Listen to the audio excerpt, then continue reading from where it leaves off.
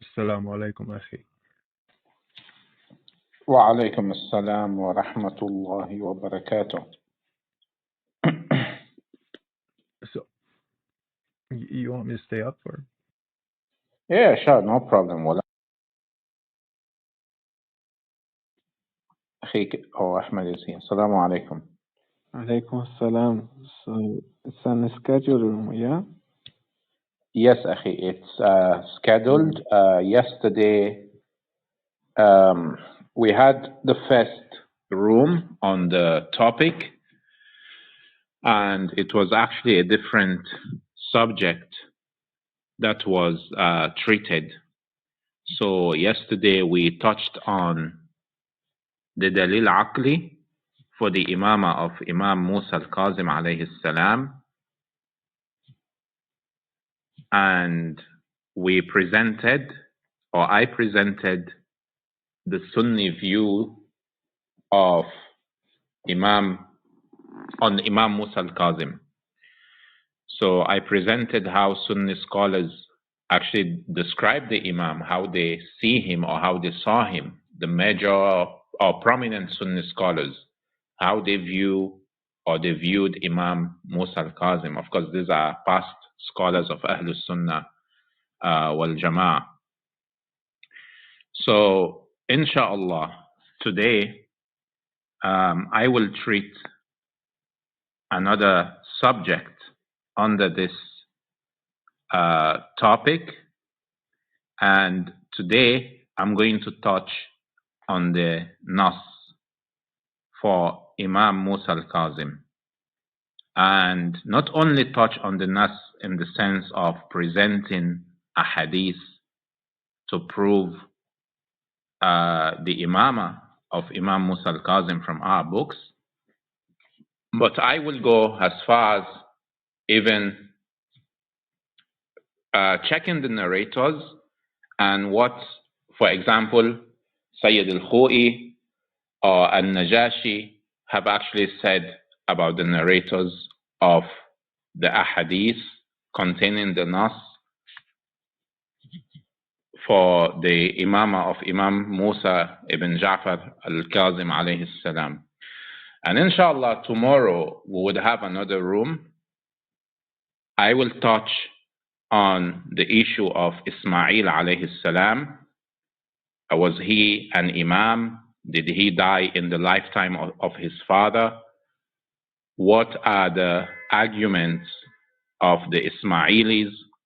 So tomorrow, inshallah, I will go into that. Then afterwards, I intend to touch on the concept of Bada. Then some objections like on Zurara, the companions of Imam Ja'far al-Sadiq alayhi salam, and some other miscellaneous topics, like for example, or subjects, like for example, certain ahadith which the Ismailis misconstrue or misinterpret in order for them to create doubt in the minds of the Shia Ithna Ashariya. So for now, inshallah, I will commence my presentation. So, Bismillahir Rahmanir Rahim. So, first of all, we can easily, kind of kill the argument by default by touching, for example, on the hadith of the 12 Imams. By default, we can actually kill the argument and say, oh, you know what? We have hadith on the 12 Imams, and we don't need to go into the history of the Imamah, especially from the perspective of the lay people and how maybe some of them were confused and all that. We can simply say, oh, we have 12 Imams. Rasulullah said there will be 12 Imams, and it is only the Shia Ithna Ashariya who actually fulfill this prophecy. We can simply, disregard, and this is the right thing to do.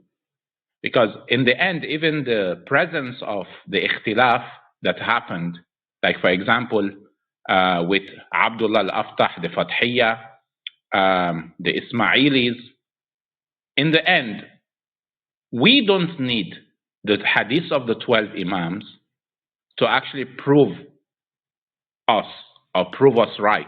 No, we are actually the ones who prove the hadith of the 12 Imams.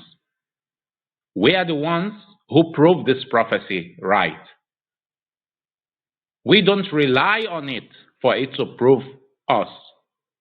Rather, I can say the prophecy has been actualized with us. Because let me give you an example. If there were certain Shias in the time of Imam Ja'far al-Sadiq, who followed, for example, Abdullah al-Aftah, and after Abdullah al-Aftah died, within 70 days of his father's death, after his father's death, what did they do? They were confused. Abdullah al-Aftah did not have a child. He didn't have a child. He died, and he wasn't knowledgeable. He had some defects.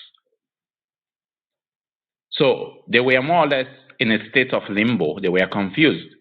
So they decided to actually recognize the Imamah of Abdullah al-Aftah and the Imamah of Musa al-Kazem alayhi salam. So in other words, there is a hadith that Imamah will not be in two brothers after the Imamah of Al-Hasan wal-Hussein alayhim as-salam. So after the Imamah of As-Sibtain, Al-Hasan wal-Hussein alayhim as-salam, Imamah will not be in two brothers. Of course, this has an explanation. It has to do with some Quranic verses. We will come, inshallah, to that when we reach into the topic of Ismail. But I'm briefly touching on it here because of the hadith of the 12 Imams. If, for example, our predecessors has Ithna Ashariya, if they would have subscribed to this notion of actually sticking on to the Imamah or the supposed Imamah of Abdullah al-Aftah, the oldest son of Imam Ja'far al-Sadiq, and they would have held on to his Imamah and say, we believe in the Imamah of al-Aftah and the Imamah of al-Kazim. You know what the consequence for this? We would have ended up, we will not be 12ers. We will be 13ers. We will have 13 Imams. For the fact that our ancestors or our predecessors, they stuck to the Imamah of Musa al-Kazim alayhi salam, it shows they did not miscalculate. They did not make a mistake in recognizing or identifying the true Imam who was appointed by Allah, by Rasulullah, and by his father, Imam Ja'far al-Sadiq. Because we ended up with the 12 Imams.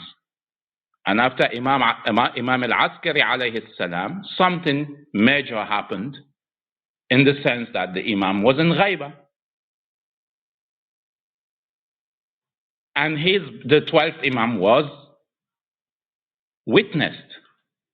So therefore, this hadith of 12 Imams, we can simply, utilize it and say, oh, you know what?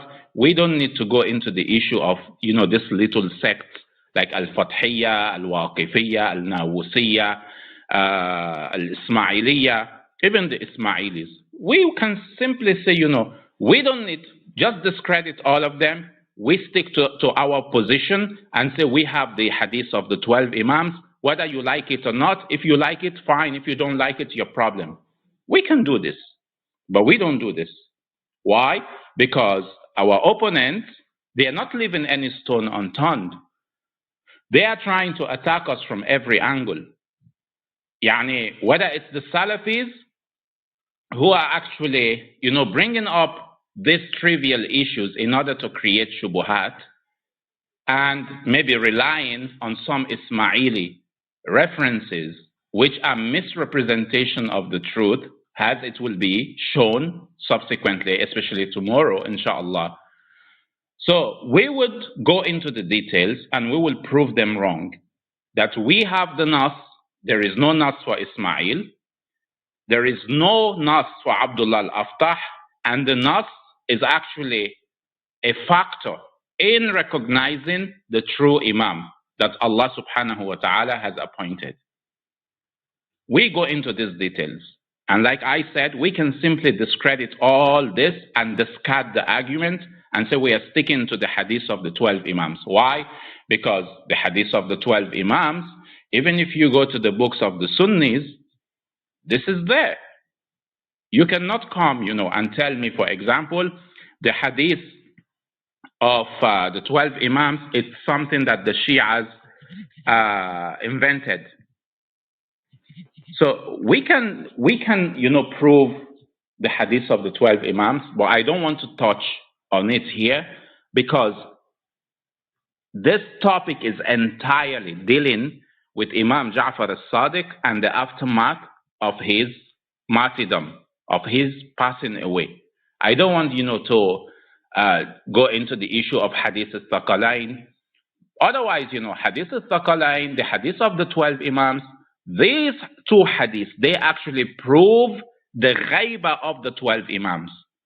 In other words, from the Sunni books, when you have the hadith of the 12 Imams, and this hadith was not actualized except with the Ithna Ashariya, this proves the ghaiba.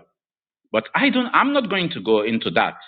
I'm going to go into the details. I'm touching on the wound our opponents are trying to create. This is what I'm going to do. Otherwise, there is no point. In the Musannaf of Ibn Abi Shayba, which was written around the time of Imam Musa al-Kazem, around the time of the 7th Imam, you have the hadith there of the 12 Imams. In the Musnad of Ahmad, which was written around the time of the 10th Imam, you have the hadith of the 12 Imams.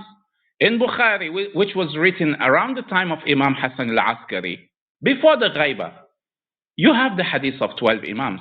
In Shia sources, similarly, I can simply say, let's talk about the hadith of the 12 Imams and let's discredit all the arguments. But I'm not going to do this. I'm going to base my argument so far. The hadith of the 12 Imams, I will only bring this up when I'm talking about the alleged Imamah of Abdullah al-Aftah. That is when I will bring it to prove that our predecessors, did not miscalculate when it comes to Imam Musa al-Kazem. We ended up with the 12. We did not miscalculate. If our predecessors had miscalculated, like those, that small group of people who considered al-Aftah and al-Kazem alayhi salam, both of them Imams, we would have ended up, like I said, with 13 Imams. But our predecessors did not miscalculate. So, when it comes to the hadith that the Imam alayhi salam must actually deliver the trust, what did Imam al-Sadiq alayhi salam, what did he say about this verse 458? I'm talking about Surah An-Nisa, verse 58. There is a hadith in Al-Kafi, in volume 1, under the chapter heading of each Imam knows the succeeding Imam. The words of Allah the Most High, Allah commands you to deliver the trust to its people. Surah An-Nisa, verse 458. The chapter heading, this verse is a reference to the Imams.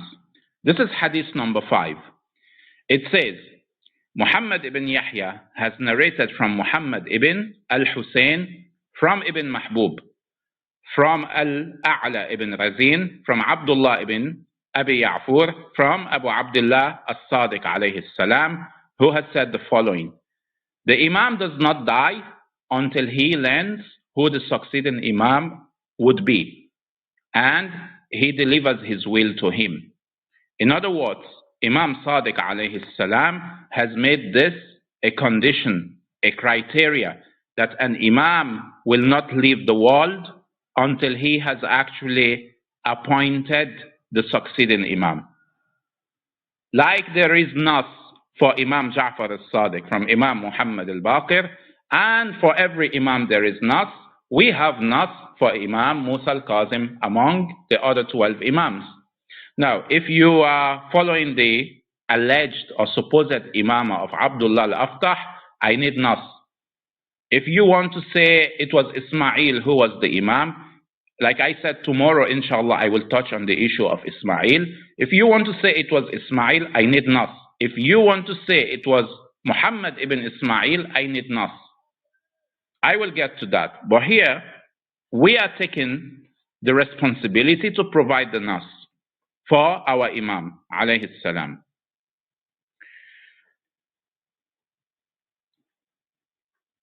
So, now the question is, in terms of the nas, how is it transmitted? This is an important point. I want to also touch on this. Because at times, some Shias might, be confused. Maybe they did not hear the Imam giving the will, and there is also a reason for this. And this confusion comes in because of the circumstances, the oppression, the issue of taqiyya and all that. But now, what does the Imam say when it comes to the transmission of nas?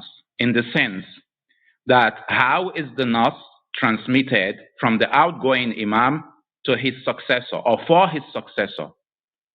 Imam al-Kazem himself, in Bihar al-Anwar, volume 49, page 12, he said, O Zayd, he's talking to his companion, it is a promise with you, so don't tell it except to an intellectual or a wise man or a believer whose heart has been tested for belief by Allah, or a truthful person, and do not disbelieve in the bounties of Allah.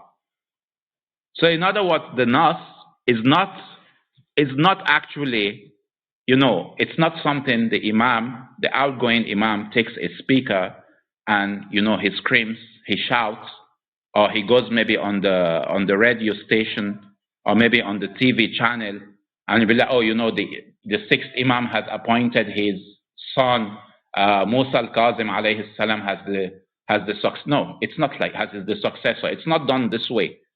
There are actually certain companions with whom the Imam feels safe that they will not leak the secret. They will not put him and his son into danger. And of course, in the case, for example, of Imam Musa al-Kazem, like I showed yesterday in one of the ahadith, Harun al-Rashid came to know. He came to know that people actually are the ones coming to the son of Rasulullah in the person of Imam Musa al-Kazem, and they were giving him bay'ah. And he told him, he said, are you secretly taking bay'ah from people? The Imam said, oh, I am the Imam of the hearts and you are the Imam of the bodies, of the material world. So this came to know. This is the reason from Imam Musa al-Kazem alayhi salam. And afterwards, the oppression on the Imams, the later Imams, it became tighter up till the point of Imam Hassan al-Askari alayhi salam. The oppression was stiffer, it became stiffer. So now, this hadith from Imam Musa al-Kazem makes it clear. There are actually specific individuals that the Imam will give the nas. They will testify. The Imamah cannot stop because this was started by Rasulullah, starting with Imam Ali alayhi salam. So now, when it comes to the companions of Imam Sadiq, who were aware, what are their names? Do we know them? Who were these companions that Imam Ja'far as-Sadiq alayhi salam gave the nas? We as Ithna Asharis, we stick to the concept of nas. We will tell you there should be nas and we have nas. We will provide it to you. We are not, for example, like the Ismailis. They don't have nas, and this is our position. Ismailis do not have nas for Ismail. And they will accept the surviving group of Ismailis today do not deny the fact that Ismail died in the time of his father. They don't deny this. The question is, if you don't deny this, I don't want to go into this like I said, but just touching on the issue of nas, we need nas for Ismail. And if you say it was passed to Muhammad ibn Ismail, we also need Nas. And I will touch on this tomorrow, inshallah, why it is not possible for the Imamah to be in the person of Muhammad ibn Ismail. So we need Nas, we have Nas. They don't have Nas.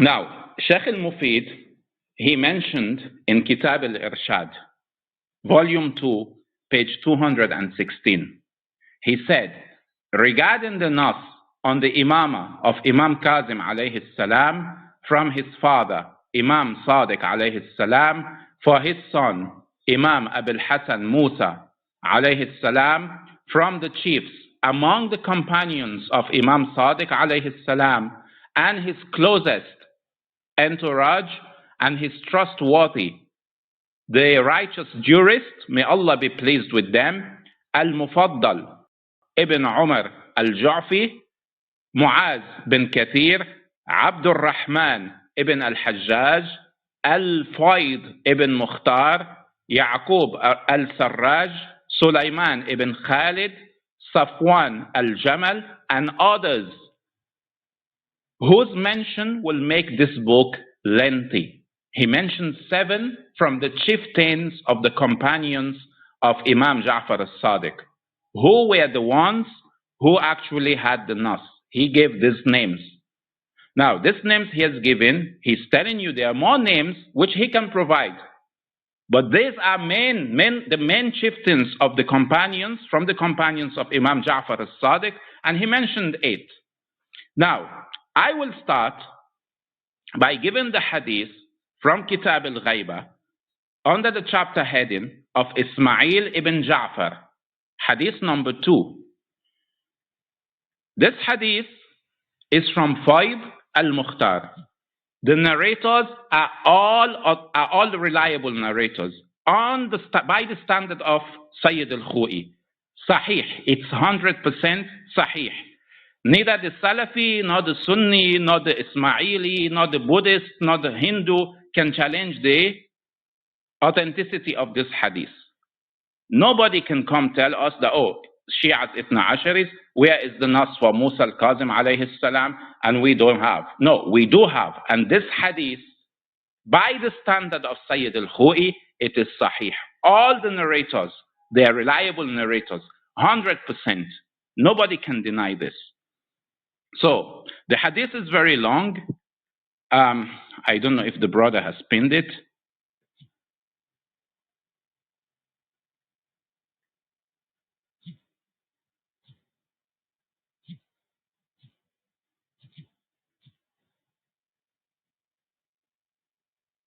So, I will paraphrase the hadith and then I will touch on each of the narrators. I will give the reference for their authentication. Each narrator, how he was authenticated. This is something that whoever else wants to claim Imamah, he cannot do this. He cannot do this. We can do it.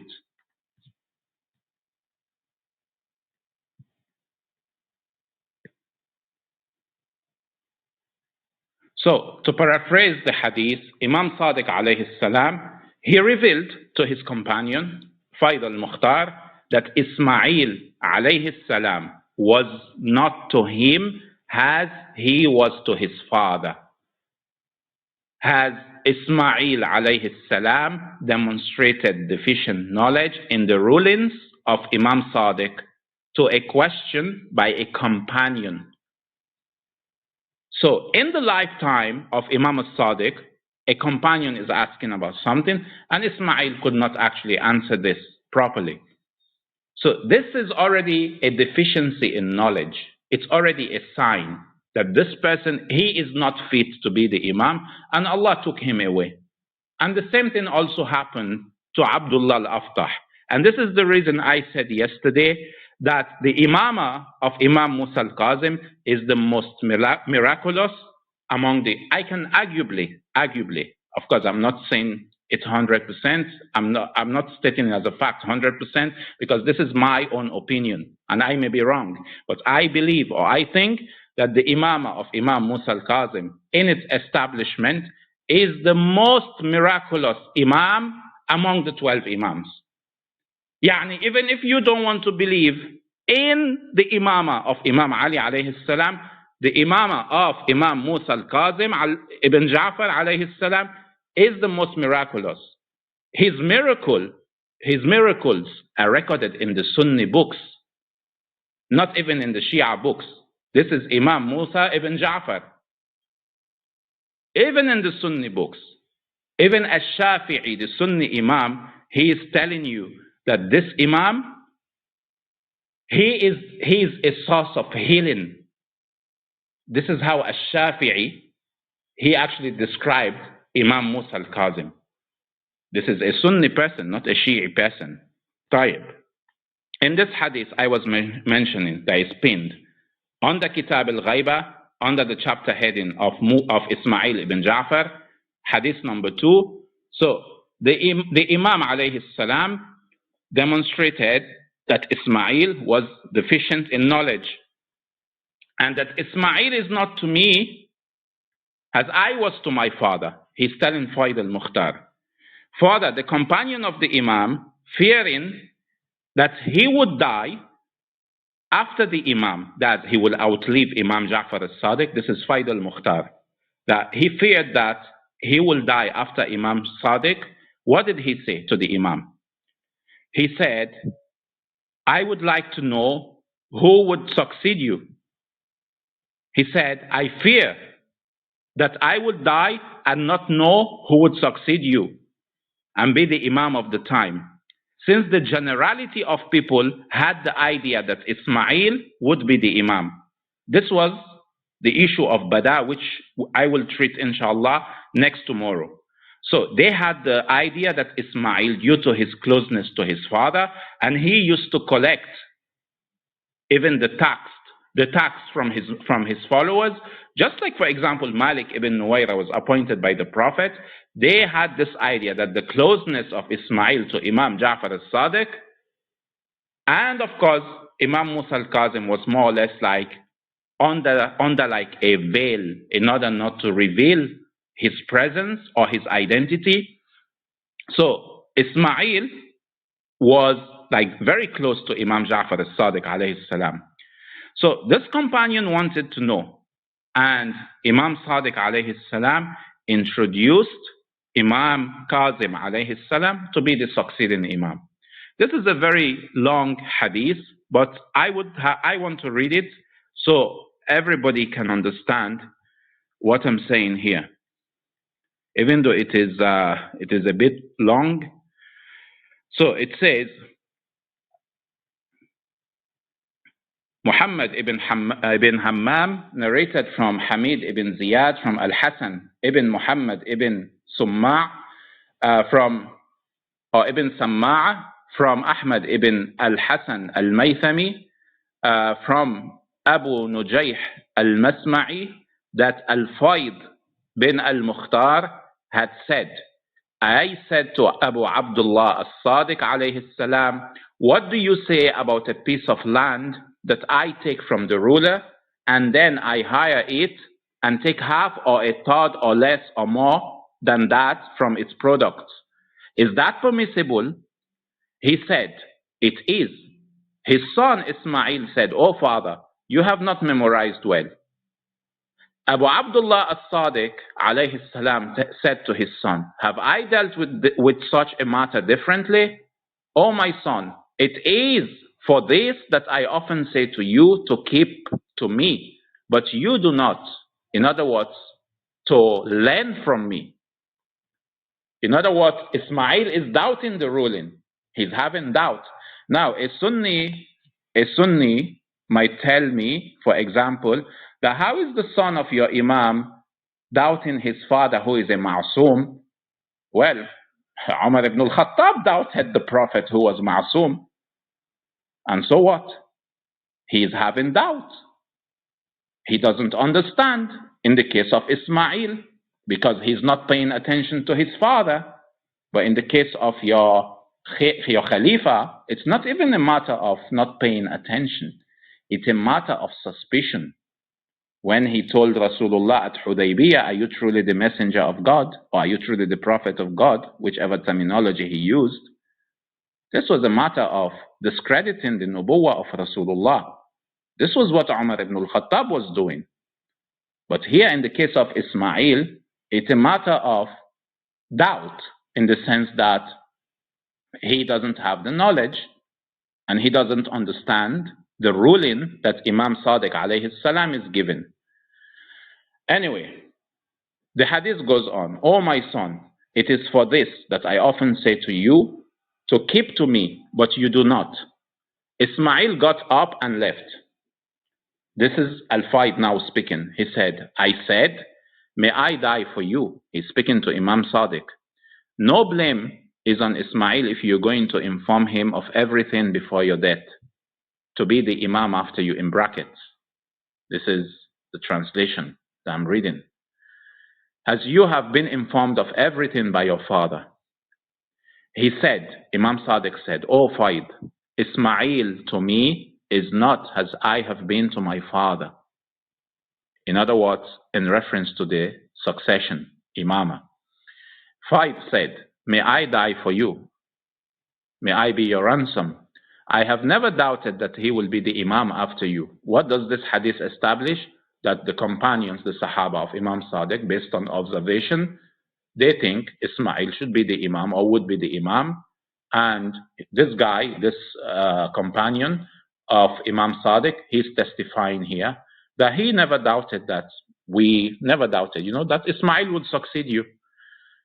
If what we fear, your death occurs, then to whom should we resort? To whom should we go to guide us in the religion, to be our Imam? Imam Sadiq kept silent and turned aside from Faid. I kissed his knee and said to him, this is Faid speaking, "Be merciful to my old age. It is hell I fear." This is to show that the companion of the Imam actually understood the position of Imamah, that this is a matter of salvation. Just like you have the hadith in the Sunni books, that if you die and you don't know the Imam of your time, you have died the death of Jahiliyyah. So he said, by Allah, if I know that I die before you, I will never mind, but I fear that I live after you. In other words, the companion Faid, he is actually afraid that he will live after Imam Ja'far al-Sadiq and he might not know the Imam. So Imam said to him, Imam Sadiq alayhi salam, "Stay here." He went behind a curtain in some place in the house. He stayed for a while and then called, "O Faid, come in." I went in. I found him in his place of praying. He had offered prayer and then turned away from the Qibla. I sat before him. His son, Abu al-Hasan Musa alayhi salam, who was a young boy. Imam Musa was young. He was younger than Abdullah and Ismail. Who was a young boy then came in. He had a stick in his hand. His father seated him on his thigh and said to him, "May I be your ransom? What is this stick in your hand?" He said, "I passed by my brother Ali," that's his younger brother, the son of Imam Sadiq, "and I found him beating an animal with this stick. I took it out of his hand." In other words, his baby brother, Imam Musa al-Kazem alayhi salam, and Ali ibn Ja'far, they are from the same father and the same mother. They are children of Imam Ja'far al-Sadiq from the same mother. It's not the same thing with Ismail and Abdullah. Ismail and Abdullah, they are from a separate mother. So Ali, the son of Imam Ja'far al-Sadiq, he has a story, inshallah. I will also touch on his story to show the loyalty of this person, not only to Imam Musa al-Kazim alayhi salam, but to Imam al-Rida and to Imam al-Jawad. He lived a long life. And this is an example of a role model from the Ahlul Bayt who held on to Imamah and he knew the meaning of Imamah. And inshallah we'll come to that later on, not today, but later on. So Abu Abdullah alayhi salam said to Faid, O Faid, Prophet Muhammad has been entrusted with the scriptures of Abraham and Moses, and he has entrusted Ali alayhi salam with them. Then Ali alayhi salam has entrusted Al-Hasan with them. Al-Hasan has entrusted Al-Hussein. Al-Hussein has entrusted his son Ali with them. Ali bin al-Hussein entrusted his son Muhammad al-Baqir with them. And then my father Muhammad bin Ali al-Baqir alayhim salam has entrusted me with them. They have been with me, and I have entrusted my son this, that is Imam Musa al-Kazem, with them. Even though he is still too young, they are with him now. I understood what he wanted to say. I said to him, may I be your ransom? Tell me more, please. He said, O Faid, whenever my father wanted Allah to respond to his praying, he seated me beside him on his right hand. He prayed Allah, and I said, Ameen. Now I do the same with my son. I cried because of delight and said to him, O master, O my master, tell me more, please.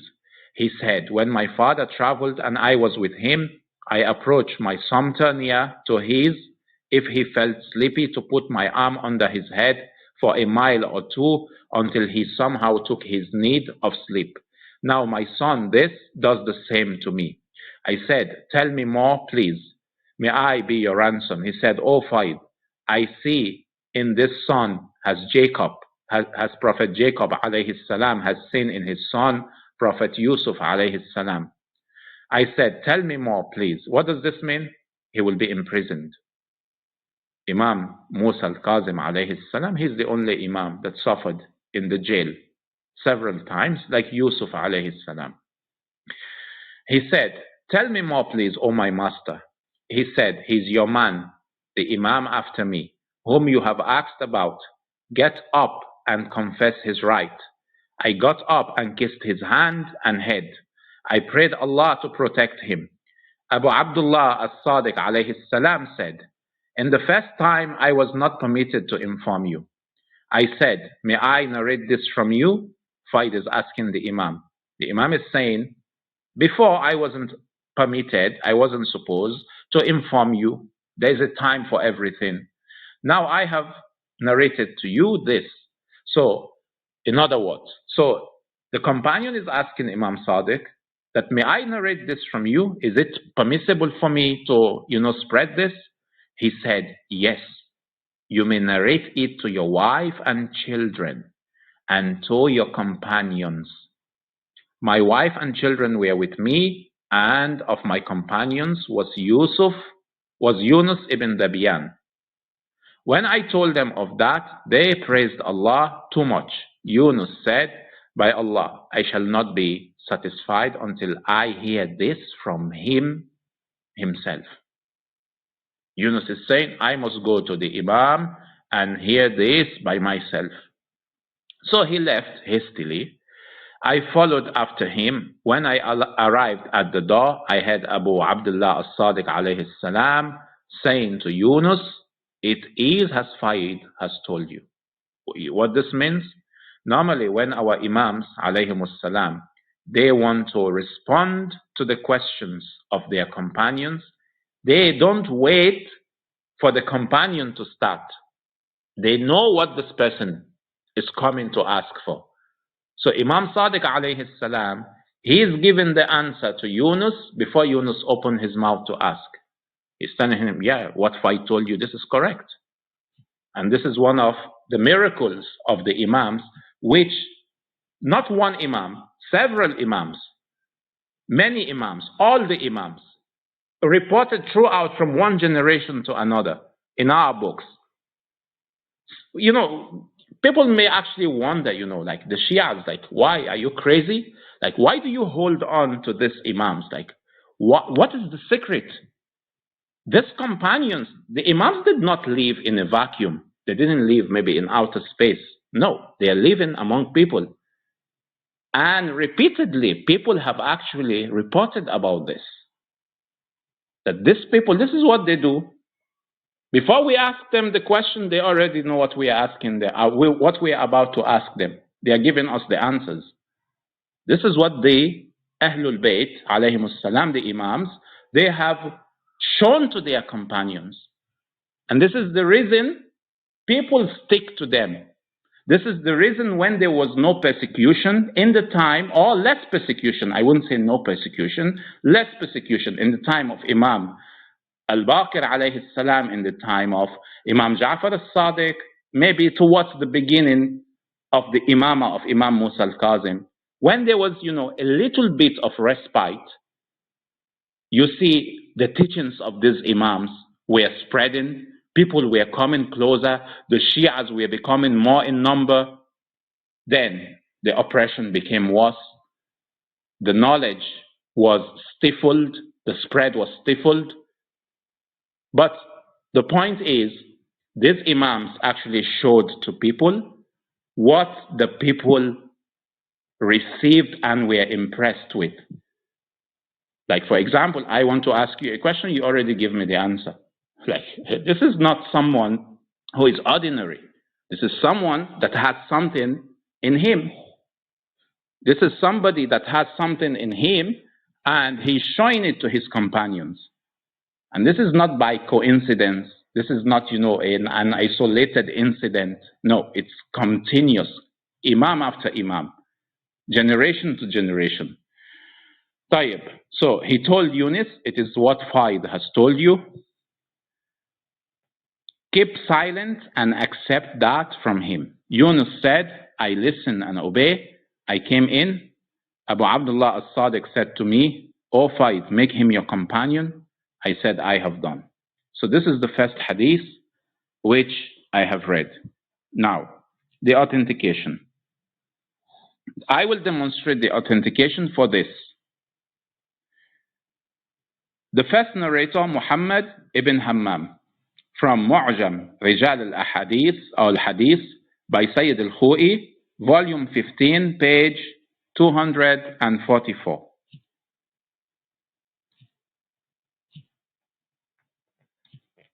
He is authenticated. Have you pinned it, Akhi? I'm doing it right now. Jazakallah.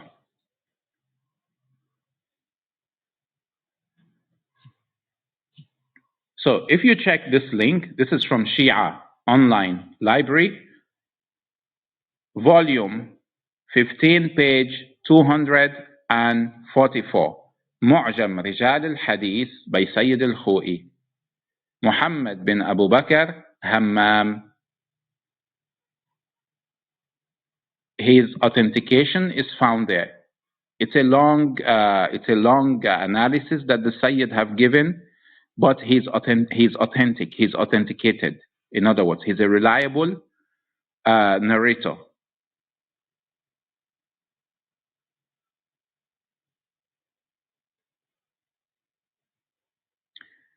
So he said, قال النجاشي محمد بن أبو بكر همام بن سهيل الكاتب الإسكافي شيخ أصحابنا ومتقدمهم له منزلة عظيمة كثير الحديث.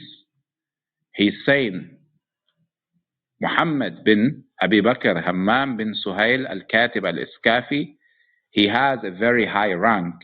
He has many hadiths. He praises him. This is a reliable narrator.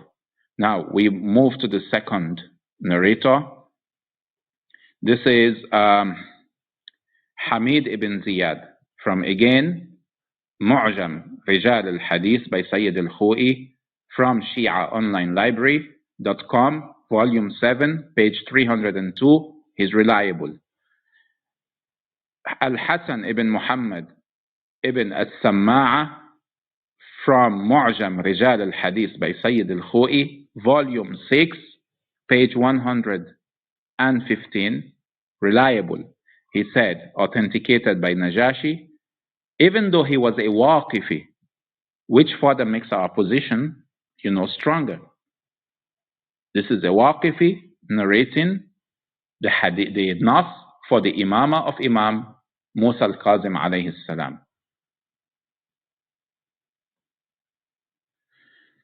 Sayyid al-Khou'i describes him also as Kathir al-Hadith, and he reported from the companions of the Imams alayhimus salam. The next narrator is Ahmad ibn Hassan al-Maythami, again from Mu'jam Rijal al-Hadith by Sayyid al-Khou'i, volume 2, page 94 from Shia online library. He is authenticated by both Sayyid al-Khou'i and al-Najashi. Najashi describes him as thiqa and sahih al-hadith, and he was also a waqifi, which also makes our position stronger. The next narrator, Abu Nujayh al-Masma'i, again from Mu'jam Rijal al-Hadith by Sayyid al-Khou'i, volume 22, page 69. Again, he's reliable. The main narrator, the companion of the Imam, Faid al-Mukhtar, from Mu'jam Rijal al-Hadith by Sayyid al-Khou'i, volume 14, page 368, from the Shia online library, authenticated by al-Khou'i, Sayyid al-Khou'i, by al-Najashi, who he considered him thiqa. Sheikh al-Mufid mentioned him as one of the narrator of the Nas, one of the narrators for Nas, for Imam al-Kazem alayhi salam, and he is reliable and among the closest companions of Imam Ja'far al-Sadiq alayhi salam. Now, I will go through the other narrations. I wouldn't touch on each and every one. I wouldn't touch on the Rijal or the narrators, because if I'm going to do that, we are going to spend like 2 hours just on this. So I will present the other narrations on the Imamah of Imam Musa al-Kazem, which serve as the Nas for the Imamah of Imam Musa al-Kazem alayhi salam. This is from Al-Kafi, volume 1, under the chapter heading of Tacit and Explicit Testimony as Proof of Abu Hassan Musa alayhi salam's divine authority over the people after Abu Abdullah as-Sadiq alayhi salam. This is the first hadith. I will pin it. Yeah, I was gonna say, is from it's not in that order. I don't see the hadith you're talking about for Al-Kafi. Yeah, no problem, akhi. This is from Al-Kafi, hadith number 2. This is a number of our people. عدة من أصحابنا عن أحمد بن محمد عن علي بن الحكم عن أبي أيوب الخزاز عن ثبيت عن معاذ بن كثير عن أبي عبد الله الصادق عليه السلام. A number of our people has narrated from Ahmad ibn Muhammad, from Ali ibn al-Hakam, from Abu Ayyub al-Khazzaz, from Thubayt, from Mu'ad ibn Kathir, who has said the following: I said to Abu Abdullah alayhi salam, I pray to Allah who has granted your father because of you such a high position, to grant you also such a high position through your successor before you will leave this world. He then said, Allah has already granted such favor. The narrator has said that he then asked the Imam, who is he, who will be the successor? He's asking Imam Sadiq alayhi salam, may Allah take my soul in your service for your cause. He pointed towards the pious servant, Al-Abdul Salih, that's Imam Musa al-Kazem, who was asleep, saying, this man who is asleep. He was a young boy. This hadith, it is graded by Allam al-Majlisi. If you go down the grading, Hassan. Sheikh al-Bahbudi said it is Sahih. If Sheikh al-Bahbudi says it is Sahih, it's the most hadith. He's so for him to say Sahih is surprising. Yeah, normally it is Allam al-Majlisi who says Sahih, but now you have Sheikh al-Bahbudi is telling you it is Sahih. Khalas, I think it's over. This is the second narration. Now, I go to the third. This is under the same volume of Al-Kafi, volume 1, the same chapter heading, hadith number 12. I will pin this.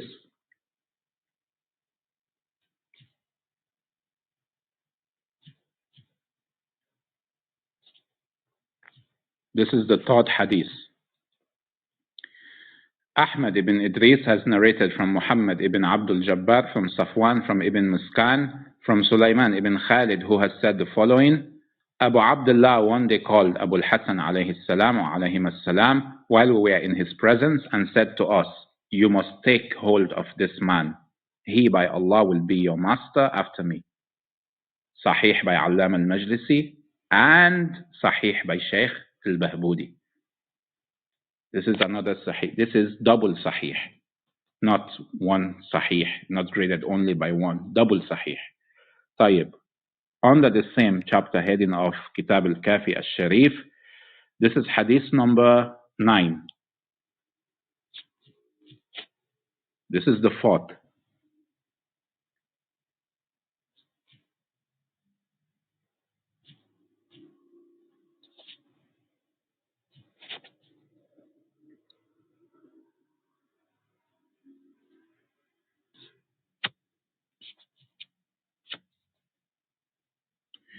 Muhammad ibn Yahya and Ahmad ibn Idris have narrated from Muhammad ibn Abdul Jabbar, from Al-Hasan ibn al-Husayn, from Ahmad ibn al-Hasan al-Maythami, from Sayyid ibn Mukhtar. In a lengthy narration, who has from Al-Faid ibn al-Mukhtar, in a lengthy hadith on the affair of Abu al-Hasan alayhi salam. In it, Abu Abdullah alayhi salam has said to the narrator, "He is your master of who you asked." Faid al-Mukhtar, he is the first reference, the first narrator, the main narrator of the first hadith. This is another hadith. "He is your master of who you ask. Stand up for him and acknowledge his right." I then stood up and kissed his head and hand and prayed to Allah, the Most Holy, the Most High, for him. Abu Abdullah alayhi salam has said, "Keep in mind that permission is not given to us to speak about him to anyone before you." In other words, Imam Sadiq alayhi salam is telling Faid, "You're the first companion to whom I am revealing my successor." The narrator has said that he then said to the Imam alayhi salam, "May Allah take my soul in service for your cause. Can I inform anyone about him?" Similar to the first narration I gave, this is another chain. And if you scroll down, it is Muwathaq by Allam al-Majlisi. Tayyib. We already have 4 hadiths. Now, the question, does the Imam himself, does he know that he is an Imam? We go to Man La Yahdaruhu al-Faqih by Sheikh al-Saduq, volume 1, page 329. There is a hadith under the bab of Sajdat al-Shukr wal-Qawlu fiha. When you prostrate to do Sajdat al-Shukr after the Salah, after the Tashahud, there is a reliable narrator here, which is graded by the first Majlisi the first, the father of Allam al-Majlisi, as reliable. It says, "Ruwiya Abdullah bin Jundab an Musa bin Ja'far annahu qal." This is Abdullah bin Jundub narrating from Imam Musa al-Kazem alayhi salam. The Imam told him, he said, when you're done with the tashahud, in other words, he said, fi sajdat al-shukr, you will say, Allahumma inni ushhiduka wa ushhidu malaikataka wa anbiya'aka wa rusulaka wa jami'a khalqika annaka anta Allahu rabbi wal islam dini wa muhammadan nabiyyi wa aliyan wal hasan wal husayn wa ali ibn al husayn wa muhammad ibn ali wa ja'far ibn muhammad wa musa ibn ja'far wa ali ibn musa wa muhammad ibn ali وعلي بن محمد والحسن بن علي والحجة بن الحسن بن علي أئمتي بهم أتولى ومن أعدائهم أتبرأ اللهم إني أنشدك دم المظلوم ثلاثا اللهم إني أنشدك بإوائك على نفسك لأعدائك. So it's a long narration. This This is a prayer that Imam Musa al-Kazem alayhi salam, I will pin it, and inshallah, if anybody wants to learn this dua after you do your tashahud in the salah, you can learn this dua and you can recite this. It's very beneficial, inshallah, and it contains the names of the imams. In other words, the imam is testifying about himself in the salah, and he's teaching people that you say these things after you have performed the tashahud, you drew from the salah, and you're doing the prostration of thanksgiving to Allah. You say this.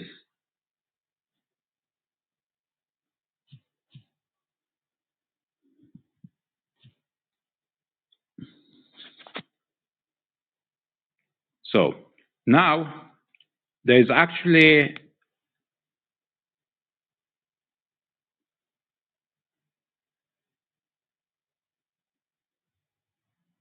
sorry, just a second.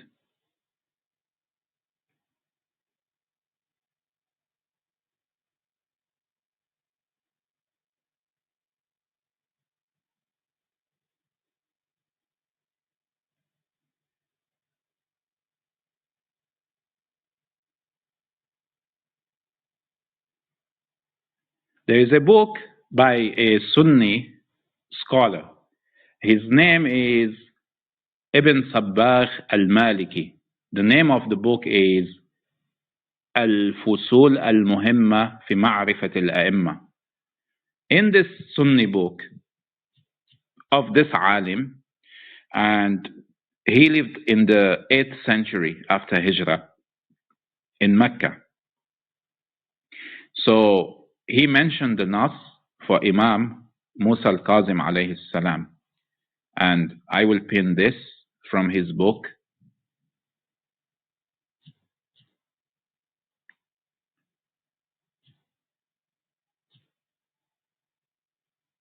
This is a Sunni scholar. This is Al-Fusul al-Muhimma fi Ma'rifat al-A'imma, Ibn al-Sabbagh, volume 2, page 934. He mentioned the nas. He said, he reported here, وعن ابن أبي نجران عن منصور بن حازم قال قلت لأبي عبد الله جعفر الصادق عليه السلام بأبي أنت وأمي إن الأنفس يغدي عليها ويراح فإذا كان ذلك فمن؟ قال جعفر إذا كان ذلك فهو صاحبكم، وضرب بيده على منكب أبي الحسن الأيمن، وهو فيما أعلم يومئذ خماسي، وعبد الله بن جعفر جالسا معنا. Musa al-Kazem alayhi salam, Walida Musa al-Kazem. This is about Imam Kazem. He goes on to explain. He's saying a companion was sitting with Imam Ja'far al-Sadiq, and in the presence of Abdullah al-Aftah, the older brother of Musa al-Kazem alayhi salam, and the companion asked Imam Ja'far al-Sadiq that, you know, there is life and death. If you pass away, who should we turn to? And the Imam touched the shoulder of Imam Musa al-Kazem, and he said, he is your companion. This is what Imam Sadiq, and this is found in a Sunni book, which is pinned. So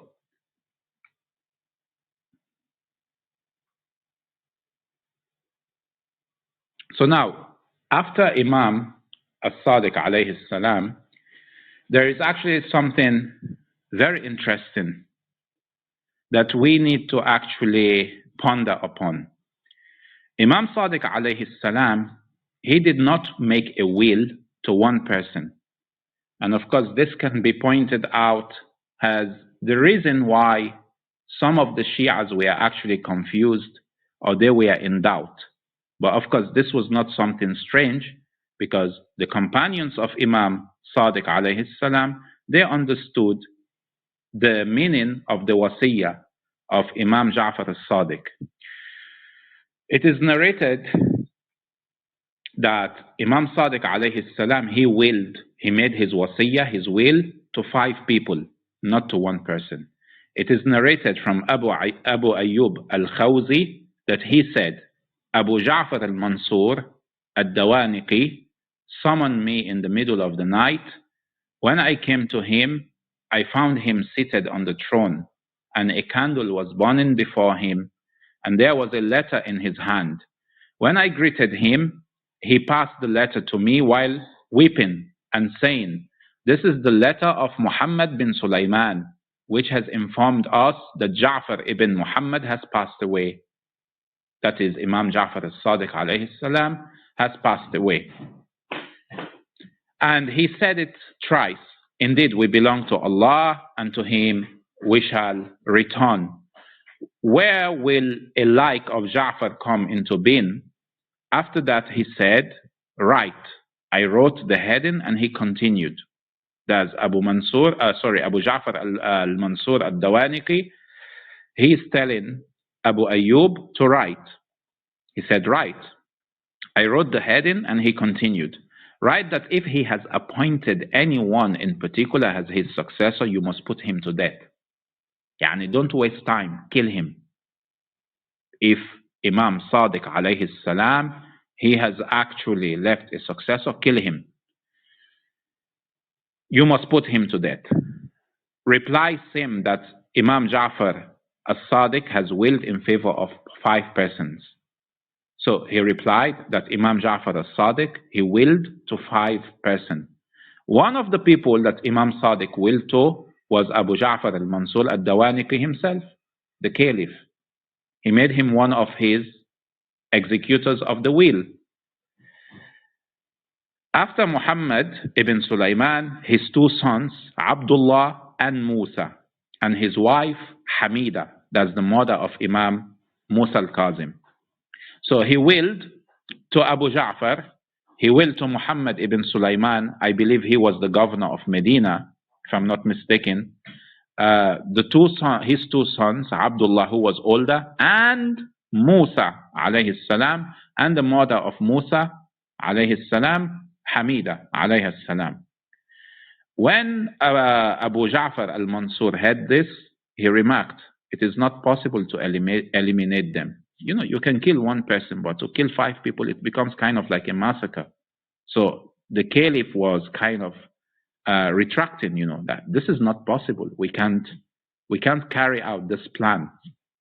I will pin the hadith.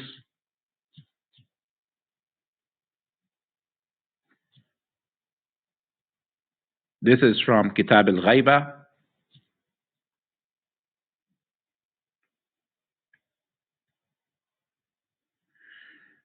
Under the chapter heading of refutation of those who stopped at the Imamah of Imam Ja'far al-Sadiq, that's the Nawusiyya, and said that he is the promised Mahdi.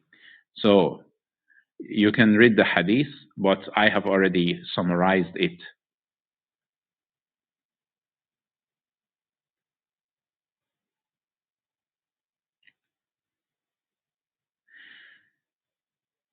So to make clear the expression of danger that actually existed in the time of Imam Sadiq's death and the order of al-Mansur al-Dawaniqi to kill the successor of Imam Sadiq alayhi salam, Hisham ibn Salim has a narration. He said, I saw an old man whom I did not recognize gesturing at me with his hand to follow him. I feared that he will turn out to be one of the spies of Abu Ja'far al-Mansur al-Dawaniqi. For the caliph had spies in Medina ready to inform him the identity of the one around whom the people unite after Ja'far alayhi salam, so that he, the successor, can be taken and killed. I feared that this was one such spy. And I will pin this.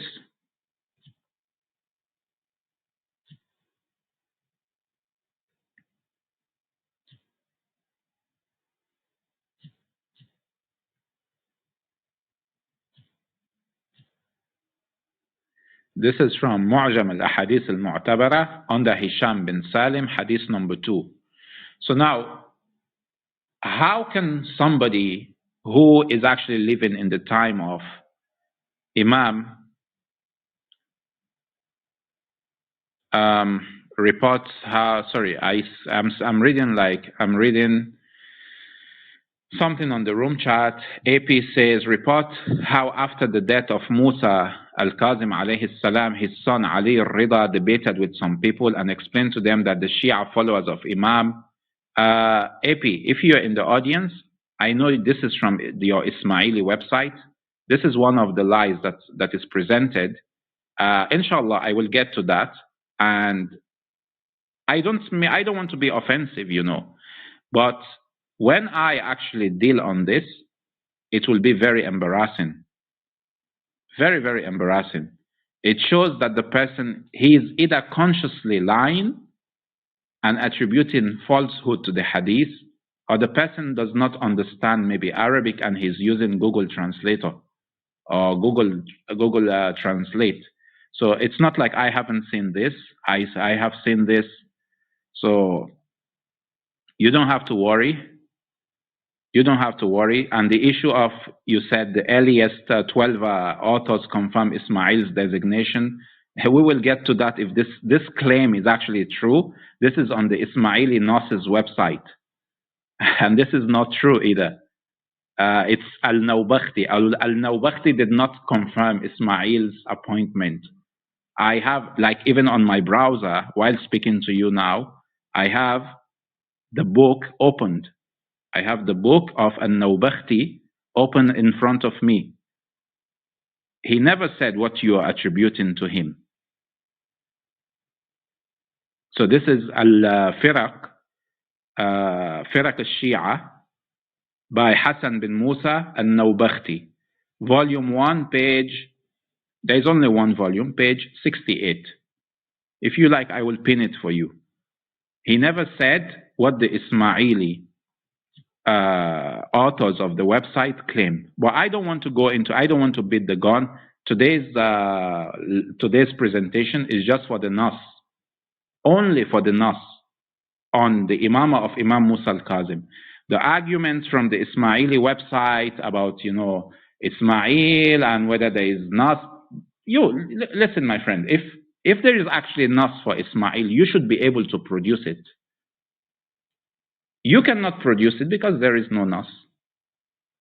So now you tell me about Nawbakhti. No, Nawbakhti didn't say what you want him to say. We will get to that, inshallah, tomorrow, and I will show you. I will show you how, you know, well, tomorrow I want to talk about Ismail alayhi salam, maybe not tomorrow, maybe the day after, or if I can tomorrow, inshallah, I will include the objections or the arguments on the Ismaili website. Don't worry, Akhi, just be patient. We will get to that.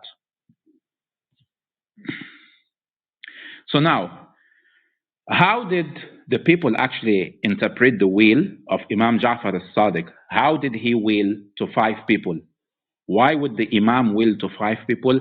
And how did, for example, one of his closest companions and the companion of his father, in the name of Abu Hamza al-Thumali, how did he understand the will of Imam Ja'far al-Sadiq? In Bihar al-Anwar of Al-Majlisi, volume 47, page number 4, from the Shia online library, I will pin this hadith.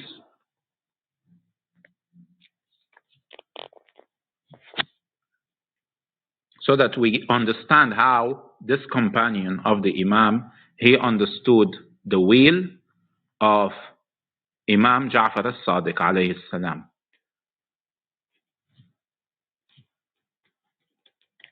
It is mentioned that Dawood ibn Kathir al-Riqqi said a Bedouin came to Abu Hamza al-Thumali to ask him.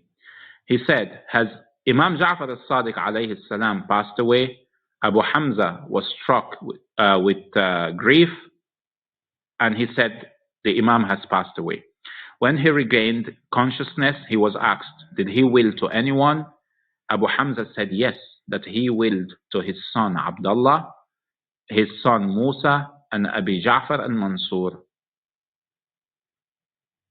Abu Hamza laughed, and he said, Alhamdulillah, who has guided to the guidance, and he has made clear about the older, and he guided us to the younger, and he concealed a great command.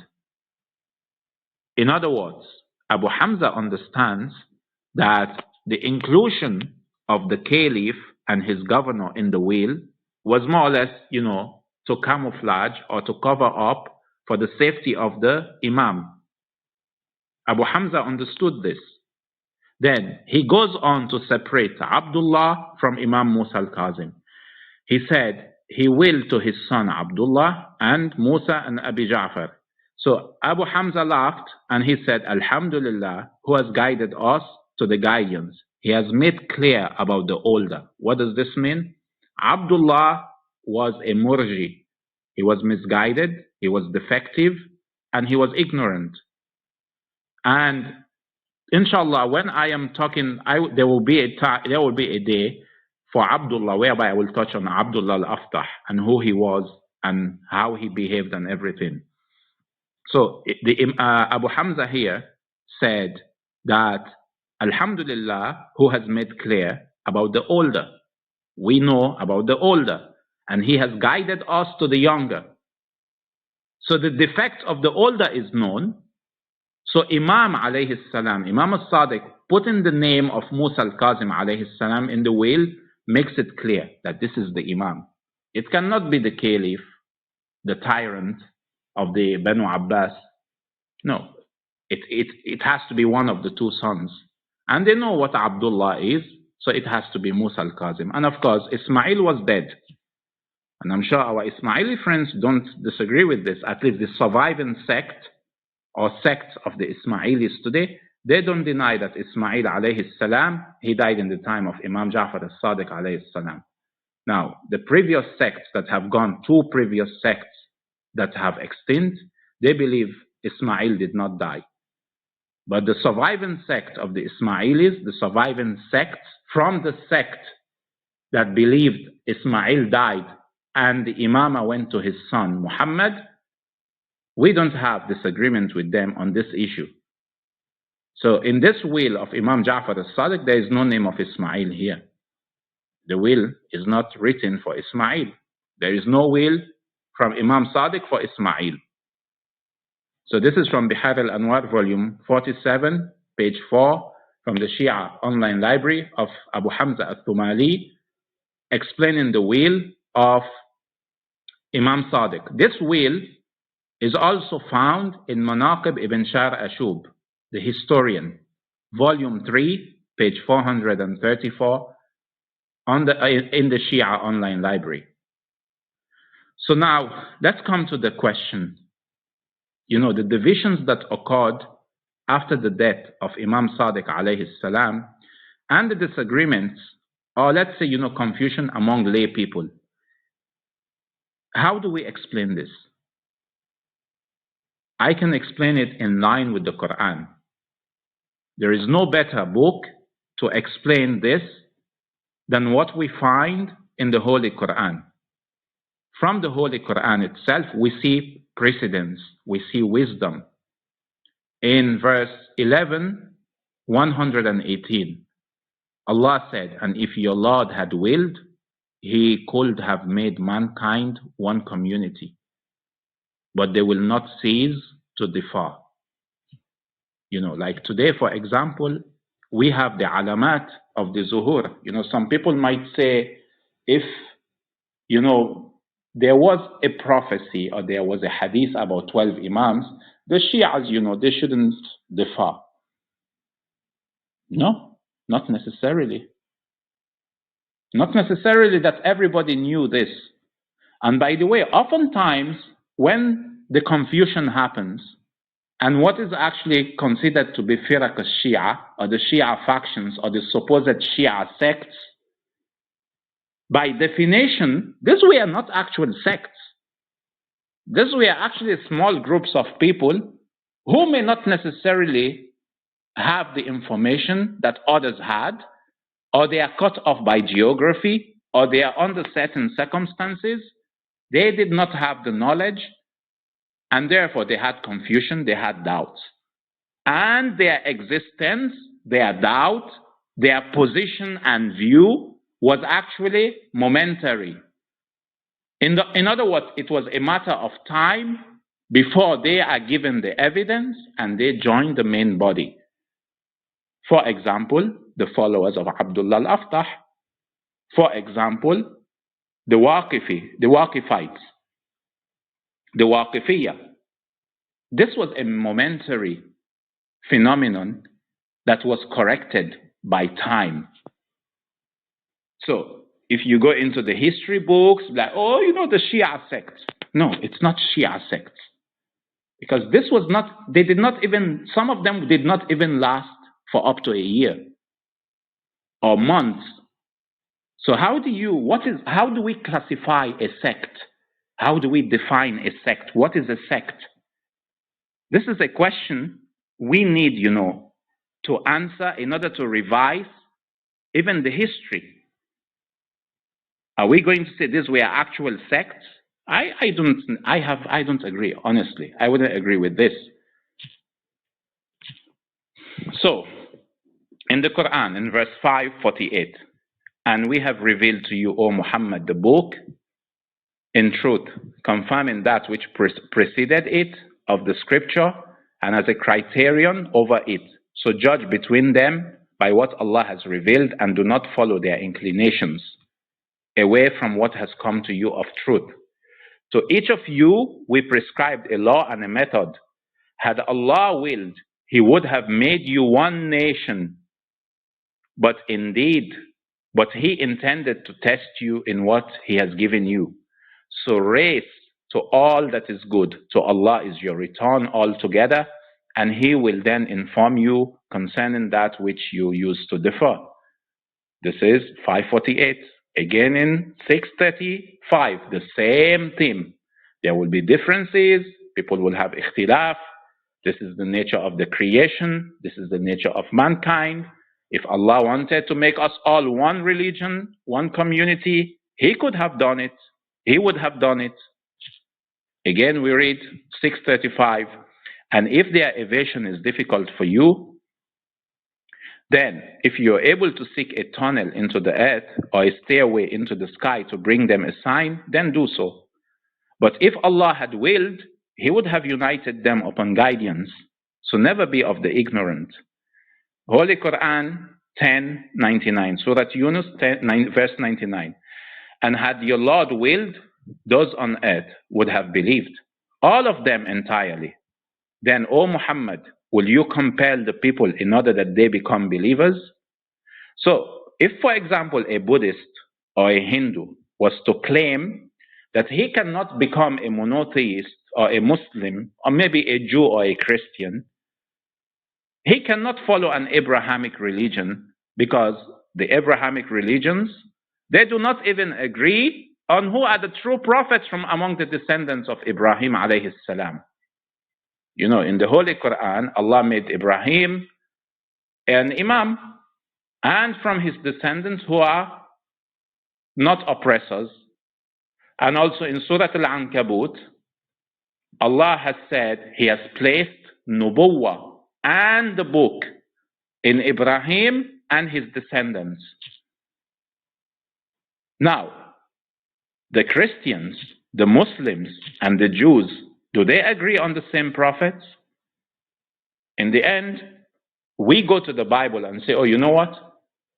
In Surah Al-A'raf, Muhammad sallallahu alayhi wa sallam is said to have been prophesied in the Torah and in the Gospel of Jesus. We as Muslims, we say, oh, these are the verses, these are the interpretations. The Christians say, no, your prophet, he's the Antichrist. There's something even worse about Jesus. So now, can a Buddhist make the claim that because the Abrahamic religions, they actually differ even on recognizing or identifying the true prophets from among the children of Ibrahim? So can they give the excuse?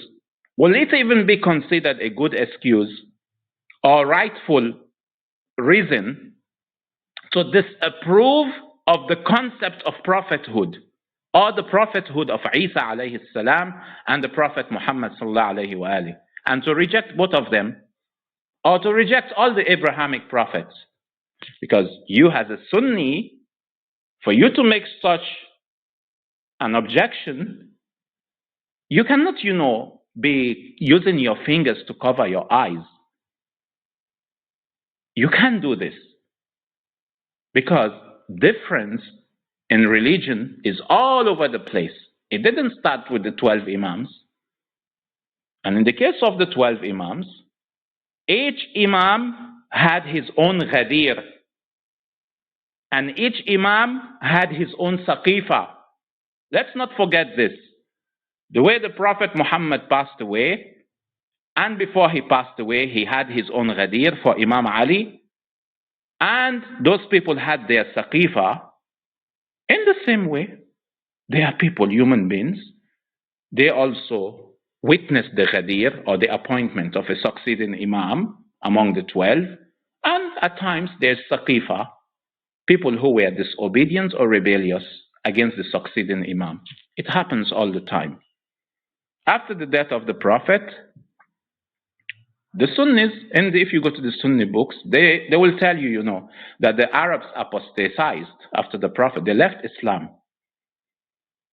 And then they believed in the Redda wars, that all those who apostated, Abu Bakr fought them, even though in some cases, or in many cases, he was fighting for zakat. He was fighting against Muslims. He declared them to be apostate because of zakat. So can we use the Redda wars, for example, to be good argument to disprove the prophethood of the Prophet Muhammad? Of course not. Is even the deviancy or the deviation of any companion or the companion of an Imam good enough reason to disprove the prophethood or the Imamah of a holy personality? It's not. In Bukhari 2297a, there is a hadith where Rasulullah sallallahu alayhi wa sallam said, I shall be at the fountain before you, and I shall have to contend for some people. But I shall have to yield. I will be saying, my Lord, they are my companions, they are my companions. And it will be said, you don't know what innovations they made after you. In Bukhari 6587, Abu Huraira narrated that the Prophet said, while I was sleeping, a group of my followers were brought close to me. When I recognized them, an angel came out from among, and he said, come along. I asked where. He said, sorry, I think I'm misreading this. And when I recognized them, a man came out from amongst us, me and them. He said to them, come along. He said to the companions, come along. I asked where. He said, to the hellfire. By Allah. I asked, what is wrong with them? Why are you taking them away? In other words, he said, they turned apostate as renegades after you left. They became apostates, companions. This is in Bukhari 6587. Then behold, another group of my followers were brought close to me, and when I recognized them, an angel came out from me and them. He said to them, come along. I asked where. He said, to the hellfire. By Allah. I asked, what is wrong with them? He said, they turned apostates as renegades after you left. This is Bukhari telling you companions became apostates. When the Shias, they say companions became apostate, they come to our rooms, they say, oh, the Shias believe that only 3 or 4 companions remain Muslims, or remain true believers, not Muslims. True believers. True believers. Oftentimes they misquote this hadith in our books. They misquote the hadith, they don't understand the hadith. So they come, you believe the companions became apostate. This is Bukhari telling you, 6587, that in Bukhari, the Prophet here, he's saying, my companions, what have they done? They tell him, they became apostates.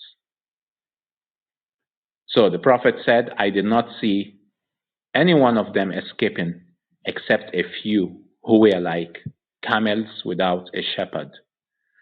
So for example, a specific case, mentioned in Al-Isaba, volume 2, page 432.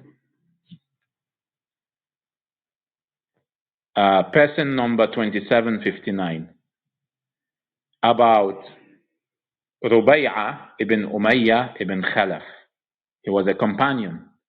He accepted Islam on the day of the conquest of Mecca and witnessed the farewell pilgrimage. Although there is no doubting that he was a Sahabi, this is Ibn Hajar speaking, it is also reported that he became an apostate during the reign of Umar. Rubay'a drank alcohol during the reign of Umar, and he escaped to Syria, and from there to Caesar, that is Rome. He became a Christian and he died there. Who became a Muslim, supposedly, and he used to drink. So what did he do? He ran away to the Romans, or to Roman territory. I have pinned the link to this. Al-Isaba fi Tamyiz al-Sahaba of Ibn Hajar al-Asqalani. This is from lib.eshia.ir. And he became an apostate. And he died there. He used to drink alcohol. So all the stories, they do not dilute the truth. It doesn't matter who remains. It doesn't matter. What matters is the truth is always there. And as Imam Ali alayhi salam said, there is enough light for those who want to see. And at this point, I will end today's presentation on proving the Imamah of Imam Musa al-Kazem, part 2, based on the Dalil Naqli. Insha'Allah, by the grace of Almighty Allah, tomorrow is another day, and I will be proving Ismail was not the Imam, and he died in the lifetime of his father. Because among the sects that emerged, all the groups, all the factions, or should I say, the concepts that emerged after Imam Ja'far al-Sadiq alayhi salam, there were six groups. The Ithna Ashariyas, who became the Ithna Ashariyas, and they believed or accepted the Imamah of Imam Musa al-Kazem. The Nawusiyya, who believed Imam Sadiq alayhi salam did not die. You have the Fathiyya, who turned to Abdullah al-Aftah, the oldest son, who died within 70 days after his father's death. And then you have the Ismailis. The Ismailis, on their own, there were 3 factions. Yani, if you hear Ismaili, it's not like, they were all, no, they were not uniform. Ismailis were originally. You have a group that believed that Ismail did not die. He was the Mahdi. You have another group, they believe he died. You have a third group, they believe that the soul of Imam Ja'far al-Sadiq went into Abu al-Khattab, the head of the Ghulat, one of the members of the Ghulat. And then when Abu al-Khattab was killed, that his soul transcended into the body of Muhammad ibn Ismail. And these are the people we have today who call themselves Ismailis. This is what they actually believe. Now, how they actually justify or argue to justify in certain Abu al-Khattab, who was not a descendant of Imam Ali, into the picture of Imamah, I don't know. And that is not really my issue here. I'm not going to discuss the details among them. It's left for them to discuss this. But tomorrow, inshallah, I will touch on the Ismailis, because the Ismailis, the Nawusiyya, the Fathiyas, these are the major sects that emerged. Now, the other ones, they have died out. You only have a certain faction of the Ismailis that have survived. So tomorrow I will touch on Ismail ibn Ja'far alayhi salam, and I will first try to establish that he died. Then I will argue why he was not the Imam. He cannot be Imam, and neither his son could have been the Imam, inshallah. If you have a question, you can send it to me, or you can type it on the room chat. Before we end the room, inshallah, I will take a minute or two break. I will go through the room chat, and if there's anything I need to answer, I will answer before the room is ended.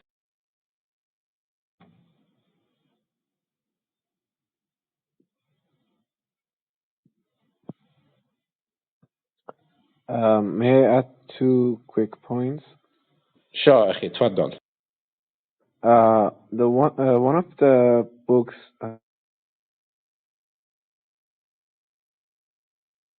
Ismaili, was Nobakhti book under the name of Shia. So if you go to the Sorry, Muqaddimah. did you say Nawbakhti's book is an Ismaili book? No, I said as a proof for Ismailiyah, they go to the book of Nobakhti on let's leave that for tomorrow, inshallah, or when the time comes. I told them I already have that book, but it's not part of our discussion today. Let them be, inshallah, tomorrow or next or whenever they will hear the response to this. I have all the arguments on the Ismaili website. It's not a problem, but it's really embarrassing when you actually see even outright lies that are actually included on this website. Lies, complete lies. And, it's so shameful that, we'll be like, oh, you know what? These people, they believe in Imamah like we believe, even though, we don't have identical views. And then you see, Nawasib, Salafis, like Farid and all these people, going to the Ismaili website to actually propagate these lies that are found there. You're actually giving bullets to Nawasib to shoot at us. But now what are we going to do? We are actually going to dodge the bullets, and then we are going to fire our bullets at you. Let's see who is going to stop us. Yeah, the point I didn't want to go through the book. I just want to say that this book is like you want to find fiqhi issues from the book of At-Tawheed from Saduq. So you cannot find any fiqhi arguments or fiqhi tradition in the Tawheed, Kitab al-Tawheed from Saduq. So Faraq al-Shia is not a book of aqaid, theology. It's a historical book, and it's just it doesn't want to prove any kind of those sects. Just want to what he says and mention in the Muqaddimah of the book. So this book is not like a book that they can refer. Just that, and as you mentioned, those lies also applied to the book, which is not cannot be found in the book.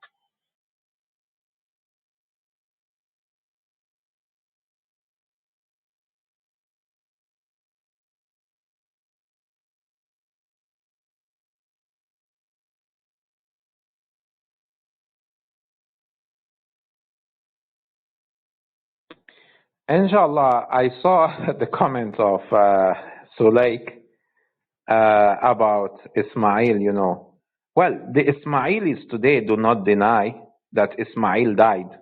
So I don't know why you're arguing on this point. It's actually futile to argue on this.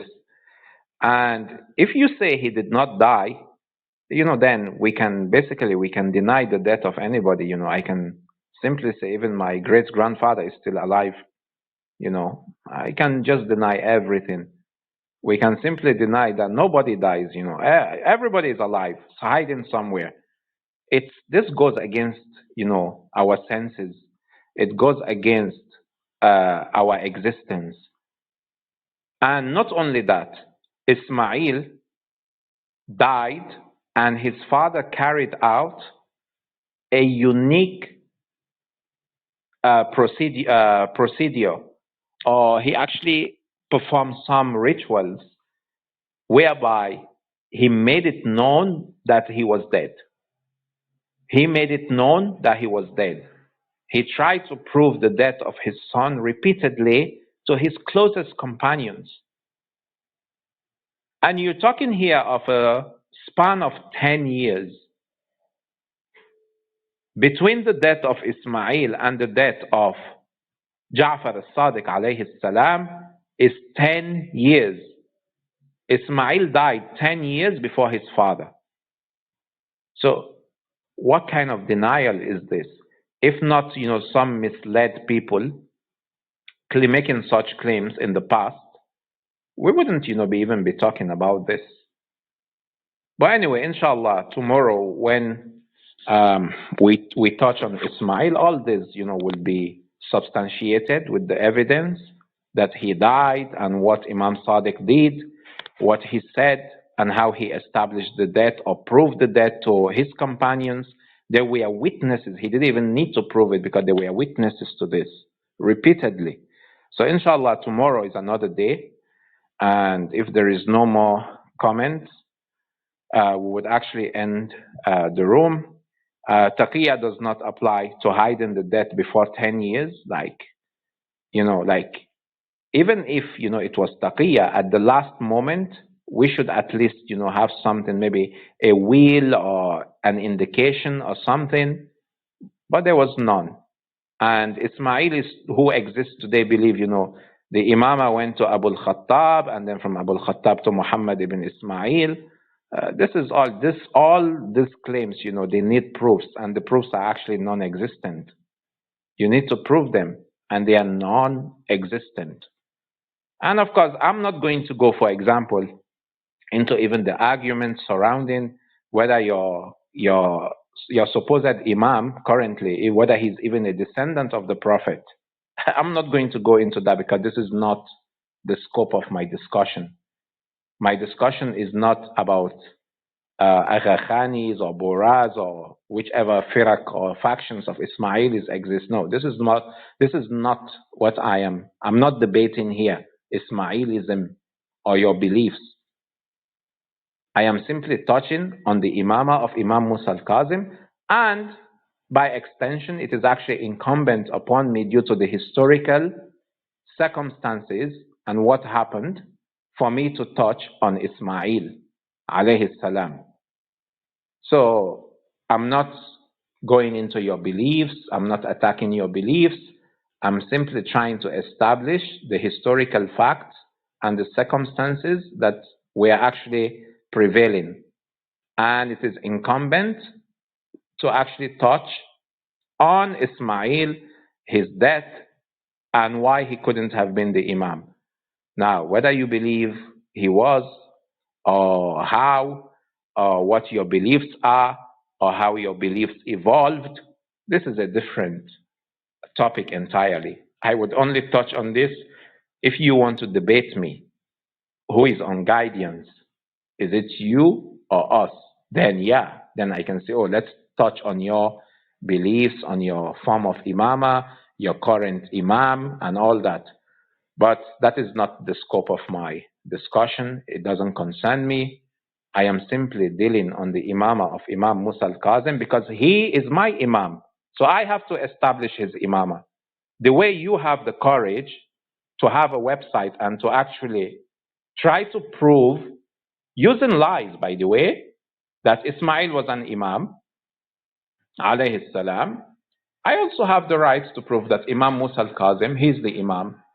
Even if that means I have to disprove your claims, your historical claims. Now, your present claims, they don't concern me, as I am saying, because it's not my problem, whatever you believe.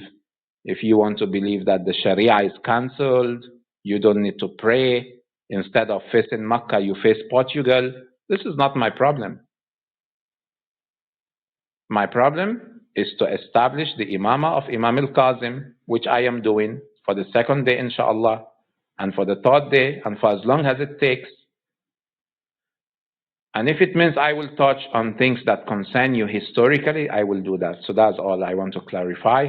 And if nobody has anything to say, Assalamu alaikum wa rahmatullahi wa barakatuh. Inshallah, tomorrow is another day. Bi amanillah. Assalamu alaikum, jazakumullah khairan.